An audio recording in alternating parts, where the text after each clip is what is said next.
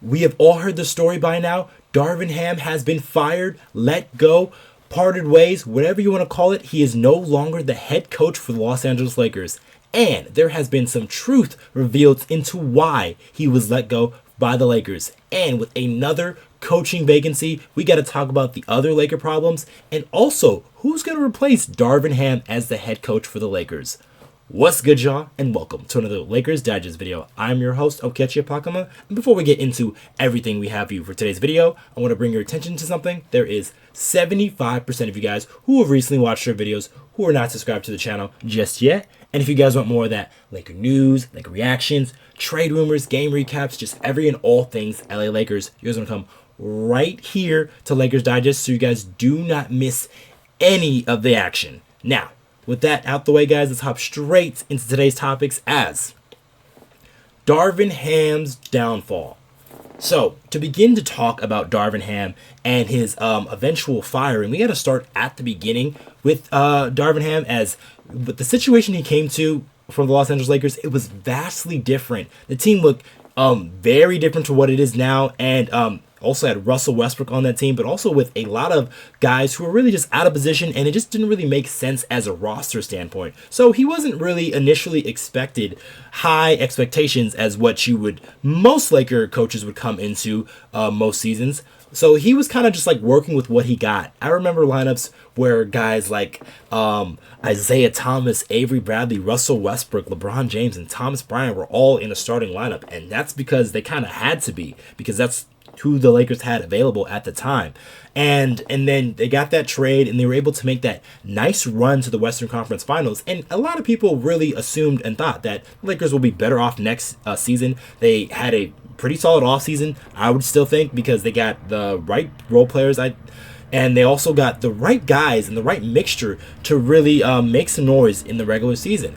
However, that was just not the case for the Los Angeles Lakers, as one thing started to misstep after another, but essentially all the issues started to come from rotations and just what people were mostly upset about through most of the year is just not playing the guys that the Lakers had. So according to a Laker insider, this was a conversation said about the Lakers' actions, about them not playing their old starting lineup. And to one former executive, it said it made no sense. Ham was clearly fighting for his life, but he kept ignoring everything that we knew could work. And so what they mean by that is that starting unit of LeBron James, Anthony Davis, Austin Reaves, Rui Hachimura, and D'Angelo Russell. That was a group that we saw work well in the playoffs, say in a game against the Memphis Grizzlies, and then also even in the Denver Nuggets series, we used that lineup, and they were pretty effective. And it took Ham up until February to get to that starting lineup, and he really was very reluctant to go back to the starting lineups of old when they had their guys healthy at that time.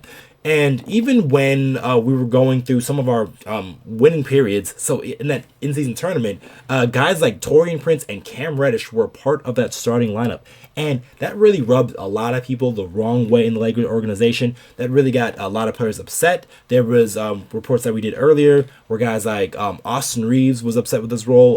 D'Angelo Russell was upset with his role. And Hachimura didn't really know what he was doing either just at that point of the season, because he didn't know if he was going to be coming off the bench or starting. And they never really made his role clear, and that's why he struggled in some of those early parts of the season, along with the injuries he had at the beginning parts of the season. So that was one aspect of it. And then another thing that led to the eventual downfall is his disgruntledness with Anthony Davis. So some of you might recall that Anthony Davis said he didn't know, he would say times the Lakers didn't know what they were doing on offense or defense.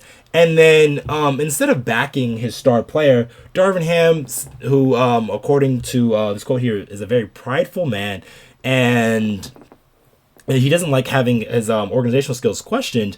And so he also questioned Anthony Davis' emotional state, and he said it was just an emotional thing to say, and he kind of brushed off what Anthony Davis had to say and didn't really take accountability for his actions. And I think that is also another thing that kind of led into the downfall, as a lot of Laker people and just Laker fans were noticing that a guy like Darvin Ham, when it came to issues or problems that happened throughout the season, he was very quick to point the blame to some outside thing that he couldn't control.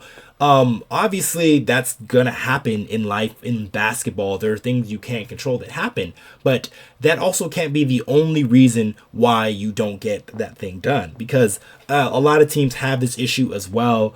You look at a team like, say, the Miami Heat, who weren't really healthy this season, and they kind of really had to gut it out and really find ways to get wins. And that's what you kind of have to do when you're in the head coach in that position. You have to figure out ways for you to find those wins and make that winning formula. Look at a team like the New York Knicks, who are right now just doing just fine in the playoffs without probably one of their better players, Julius Randle. And you don't see those guys really blaming Julius Randle's injury on things. Obviously, they're winning games, so like they're not going to blame anything on losing, but at the same time, like, nothing has been put as fault as like, oh, injuries or issues is why the reason we can't reach our potential. So it's more of just taking accountability of your own actions, the things that you can control, that not a lot of Laker fans or Laker people really saw from Darvin Ham. But like I said in the beginning, this is more than one problem. So it's not a one problem thing for the Los Angeles Lakers, as we all like to point things towards the coach. This is going to be our seventh coach since Phil Jackson left in 2011, and he was the longest tenure in my lifetime. But to not really find any type of consistency they've had the past couple of years kind of speaks to like more of some organizational issues, as why can't they find that right guy to kind of like steer the ship. I know a guy like Phil Jackson is a very, very, very hard guy to really come after, as he's probably will go down as one of the top 3 coaches in NBA history. But there has to be just somebody out there that you can put that trust in and kind of just help steer that ship. And then, not like I said, it's not just the coaching issue, but like there was also some problems in the basketball wise as well. Some guys underperformed at points where guys like let's say Austin Reaves, who had a very slow start to the season, D'Angelo Russell was kind of stuck in mud in December until he came out in the later halves. Part of that could be blamed on Darvin Ham because of him being benched, and then other guys even on the roster who you're expecting better things from, maybe like a guy like Rui Hachimura, maybe at times didn't really have the right energy or effort in some type of games. And that also is bound to happen in an 82-game season, where the Lakers don't always have the requisite energy and effort to win certain games. But some of that is a little bit on them as well, just because the players could have definitely been better.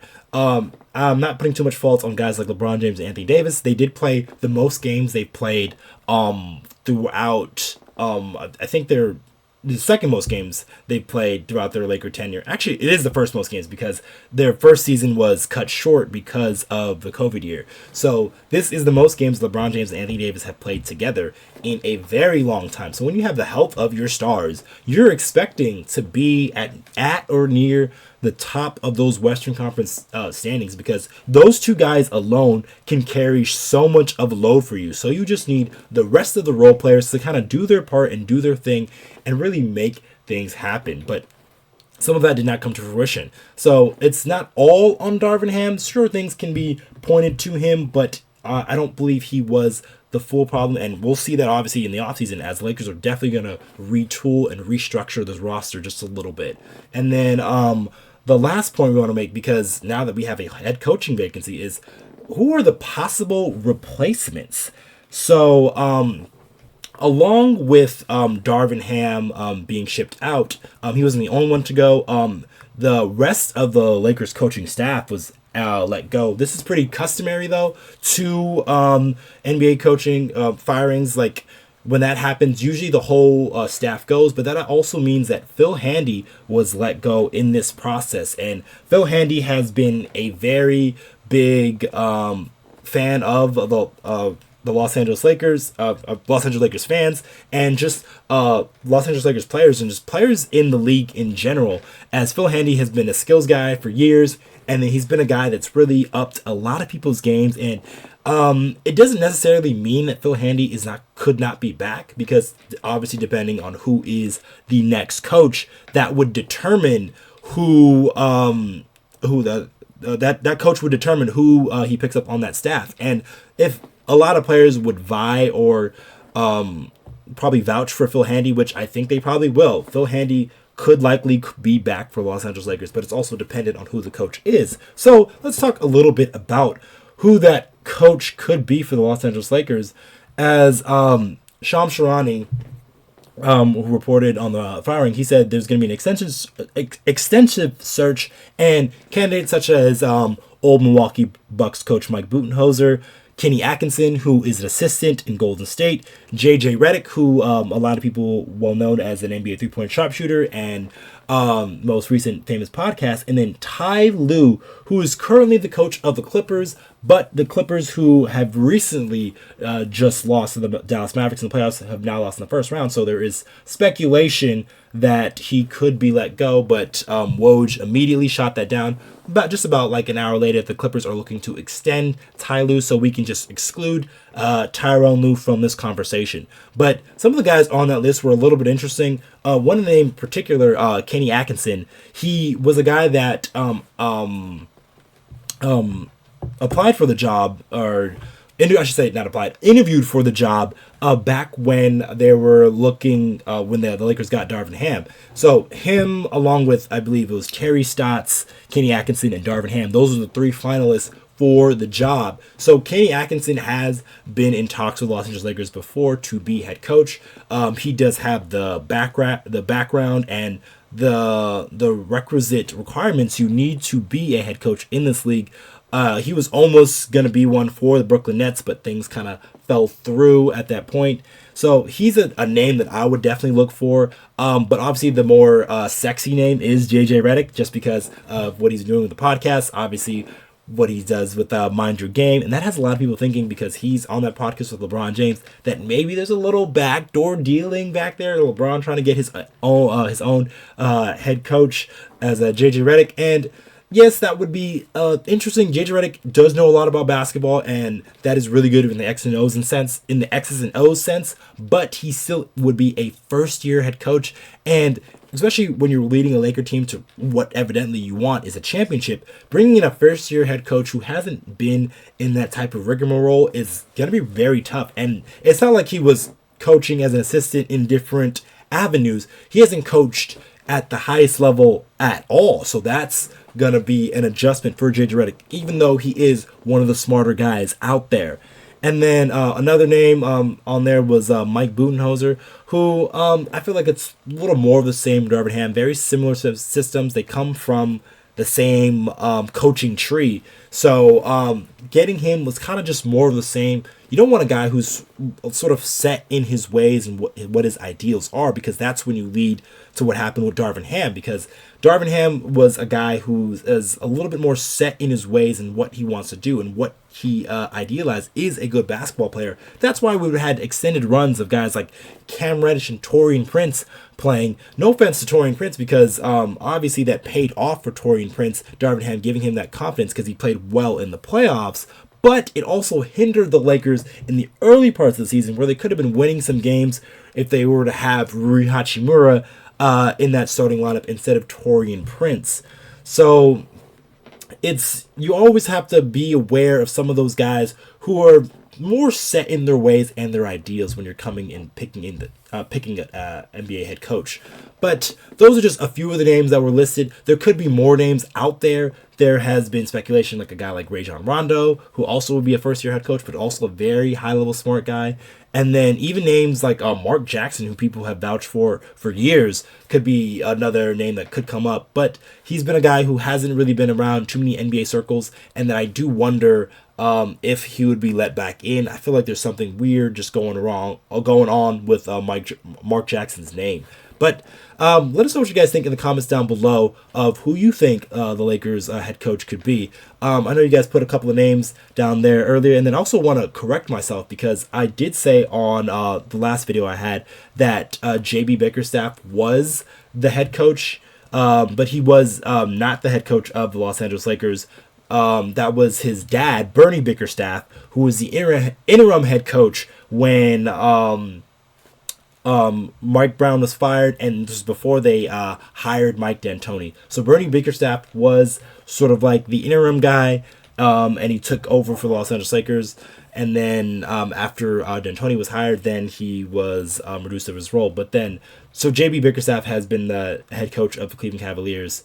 So just want to correct that real quick. But yeah, let us know what you think in the comments down below of who you think the next head coach should be. And are you excited that Darvin Ham is gone? Because I know a lot of Laker fans are. Just let us know in the comments down below. I have been your host, Okechi Apakama, and I'll catch you guys on the next one.